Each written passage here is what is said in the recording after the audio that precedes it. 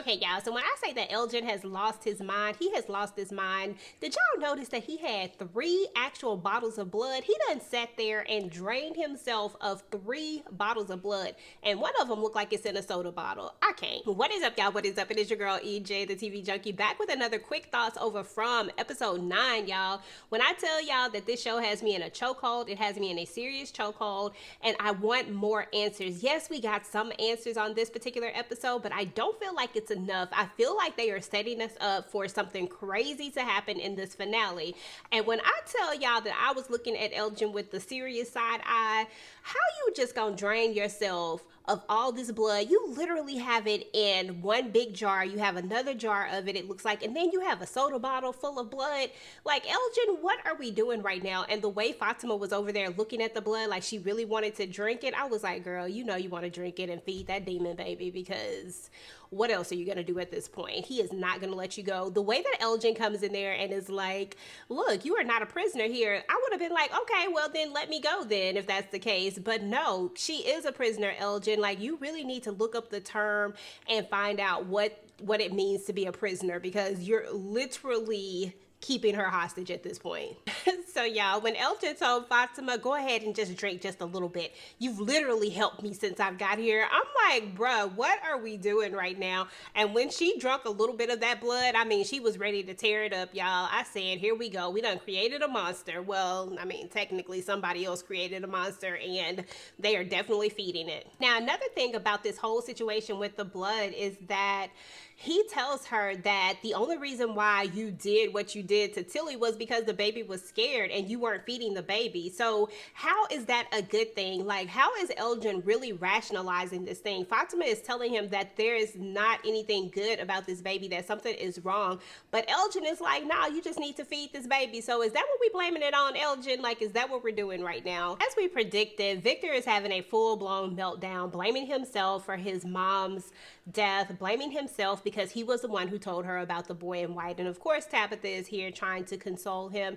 At this point, I'm starting to believe my girl Tyra's theory at this point, that she might just be his mama brought back from the dead, that he might, like, she might be a reincarnated Miranda, because why is she always the one having to console him and woo woo woo woo woo woo him? Because, oh my goodness, this is getting so crazy to me. I understand that Victor has been here for quite some time, so I know that we need to have some patience with him, but I need him to stop having this meltdown and go ahead and just start talking so that we can figure out what steps we need to do in order to move forward, because this is not it, Victor. I understand that all of a sudden Jim wants to be, you know, the father, because y'all know that Jim been cutting out on them kids for a while now, but all of a sudden he's interested in what's going on with Julie, and he goes down there to talk to Randall about it, thinking that Randall could probably give him some insight as to what's going on with Julie, because Julie is not telling the truth about what happened. I don't understand why these people do not talk to each other. Like, if you had just told the story, like told what you saw, and then your mom right there could have confirmed that she was there inside of the cave with Victor. Like, I don't understand these people. They really irritate and irk the hell out of me without not telling each other things, like trying to hold on to things. What is the purpose of holding on to these things in this crazy world that they're in?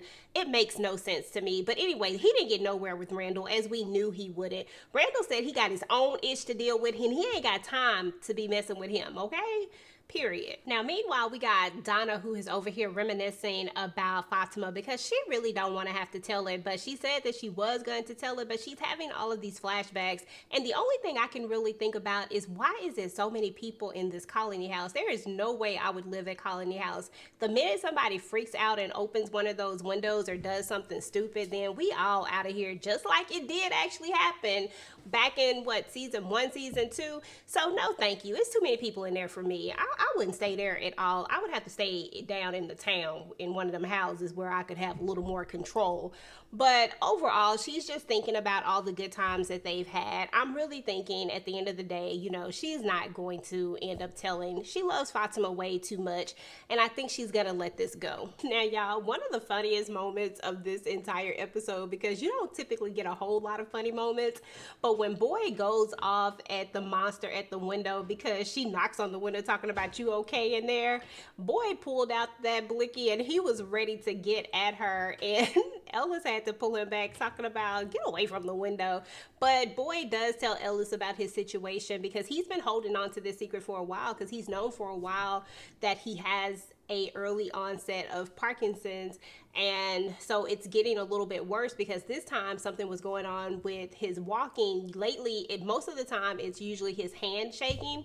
So he's telling him about that, and he also told him about when the monsters made him watch Tien Chen get unalived and what they said to him about wanting to break him. And so he thinks that this whole situation with Fatima might also be tied into that as well. Now, y'all, Sarah is back to hearing voices again, and I'm like, hasn't Sarah endured enough of these voices? But turns out the voices actually told her something about Fatima. So she ended up having to tell Boyd and Ellis that the voices said that Fatima was taken, and that they weren't going to find her in time, that they were laughing because they knew that he wouldn't find her in time. And so now they know for sure that Fatima didn't leave of her own free will. And Boyd wants to get people together to try to go out and look for her. But Ellis is a little bit hesitant because he thinks that Donna is going to end up telling people and nobody's really going to want to go and look for her. So this is going to be interesting. So anyway, they've rallied the town together as Donna has decided not to tell it. And now they're out here looking for Fatima, and Elgin's trifling self decides that he's gonna ask Ellis to be his partner. I said, no, you didn't take the man wife, and now you're gonna act like you out here looking for her and be his partner. But Boyd does say that one of them needs to actually find her first, because that is gonna be the only way that they can really avoid all the questions that's really gonna come about, because there are gonna be some questions, and it's gonna be interesting if they have to answer these said questions about Fatima, especially if they find her with that big old belly, because that belly has definitely grown into a baby bump. She needs to stop drinking that blood, because when they feed this thing, that thing is growing fast, fast, fast. Y'all, I am so over Acosta. Acosta is working my nerves. Like, this is not the time for your 50-11 questions right now about the place. And Donna ends up telling her that it was Sarah who actually told Boyd about it. I just wish Donna would stop volunteering information. Just stop, because Acosta means nobody any good. There is going to come a point where the lines are going to get drawn, and Acosta is going to be on the other side of that. I don't know if Donna's going to be team Acosta or if she's going to be team Boyd, but it is definitely going to come a moment where they are not going to be playing for the same team, and it's going to be a real mutiny up in there. So I just need Donna to pick a side, because right now we don't need to be telling Acosta nothing. She wants to know how this place works. Girl, it is too many things to even begin to try to tell you, plus you never listen, talking about a magical voice. So anyway, Boyd is going to have a conversation with Kenny, and he lets him know that his Parkinson's is getting worse and that he wants him to take over when he's gone. He lets him know that it might not be today or tomorrow, but that it is getting worse, and that he needs to know that his family is going to be safe, and he doesn't want any hothead like Acosta taking over or anyone else that comes through, because at the end of the day, we know that if Acosta takes over, that place is going to go straight to trash. Like, it's not going to be a good place. She just doesn't make good decisions, and she doesn't know everything that she's dealing with, but yet she thinks she knows everything. So Kenny really needs to step up and be the person to take back over, because I feel like he would be a good leader if Boyd should no longer be there, if Boyd doesn't make it when his time comes, when he expires. Now, although Kenny doesn't agree to this, he does agree to being his deputy again. Meanwhile, Jade is somewhere trying to make another replica tree, just like Miranda did. He's going to end up seeing Christopher and the puppet Jasper, because y'all know Jade is always seeing things. Henry's going to come up to him and want him to come help him find the girl. He doesn't even realize that Fatima is missing because he's been in his own world, but he really just wants to talk about Victor and see if he can get some help with him. And then we're going to see Victor about to try to cut down the faraway tree. Lord have mercy. Somebody come get Victor. The way that this place keep messing with Victor, y'all, I'm surprised he haven't lost his mind yet, because the little boy in white appears to him, only the little boy doesn't look the same. Actually, the little boy looks like he done turned a little bit evil, like, or he looked angry. Something is just not right with him. He doesn't look like the same little boy. Even Victor points that out, like, you don't look the same anymore, and all this time you've always looked the same, but now you don't. And he asked him, why don't you help me? You know, you're supposed to be my friend, help me. And he tells him, listen, I tried to help. I tried to tell Christopher what to do, but we all know that Christopher wasn't trying to hear it based on Victor's memories. Christopher wasn't down for whatever it was that he wanted him to do. And now he's saying, like, look, y'all need to learn on your own. Like, I'm not going to do it no more, but don't cut down that tree though. And then he just walk away. I said, come on now. Why we gonna keep doing Victor like this? Now, y'all, I mean, oh my goodness. So the kimono lady literally is physical. Like, she's not like a manifestation of anything. Like, she's actually real because she was able to hold Fatima down and keep her from screaming. Now, I know I done jumped way ahead, so let me go back for like a second. So basically, Tabitha and Julie are having this moment, and Tabitha sees the kids again. And by the way, Julie did end up telling Tabitha about her dream or whatever it was that happened to her. And they're talking about it, and the kid appears and wants them to follow her. And the kid brings them to the root cellar, right, where Fatima is. So the kimono lady just appears out of nowhere and just places her hand over Fatima's mouth to keep her from screaming. I'm like, what in the ham sandwich is going on? She literally appeared, y'all, to keep her from yelling and screaming. Meanwhile, Tabitha and Julie are both right there where Fatima is. It's crazy. Okay, y'all, so here we go again. Victor is also in the cellar as well. So everybody is right here where Fatima is, but nobody's going to be able to hear her because, of course, she can't yell out. And Tabitha is consoling Victor again. They're having a moment, and she's giving him a hug, and he's just like, this is where it happened, because I guess his mom and his sister, this is where they stayed in. I believe we saw a flashback of this way back when his sister left, and when the mom left, and then the sister followed behind and all that stuff. So he's like, this is where it all happened at. And Tabitha's trying to tell him, like, look, it's not your fault. It's not your fault.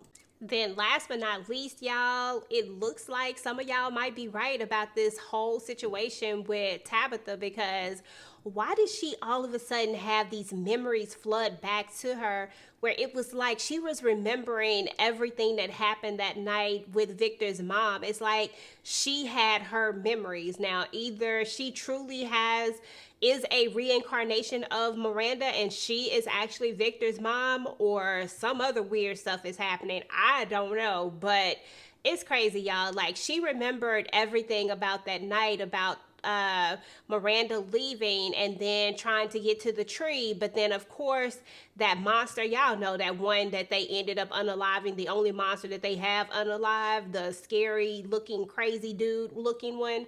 Yeah, him. He actually attacks her, and she actually sees all of this. It's so weird because Julie is like, how can I help you? And she's like, don't touch me, don't touch me.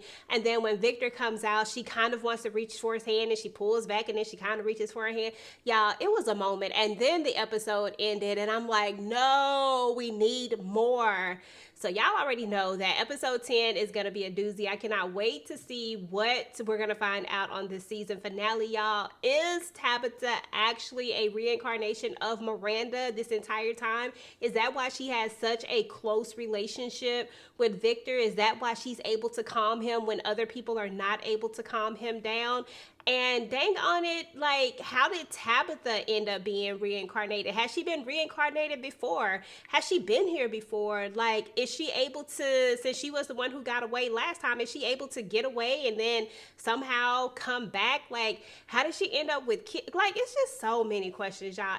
Every time, I swear, we always get these answers and then we end up with 50 questions. So anyway, y'all, go ahead and get the conversation started down below. Meanwhile, if you like this video, make sure to go ahead and like, share, and subscribe to your girl channel. Turn on your notifications so that you do not miss out on any of my future From videos. And y'all already know that we will be going live on Tuesday to discuss From, and then the live that I typically do on Monday with Tamika's Den, we are going to be doing that next Monday, and we're going to be doing chapter 1 and 2 of the finale. So we're going to be talking about it all as a whole, and then yeah, and then that's it, y'all. That is completely it. Drop your theories down below, and I will talk to you guys later. Peace.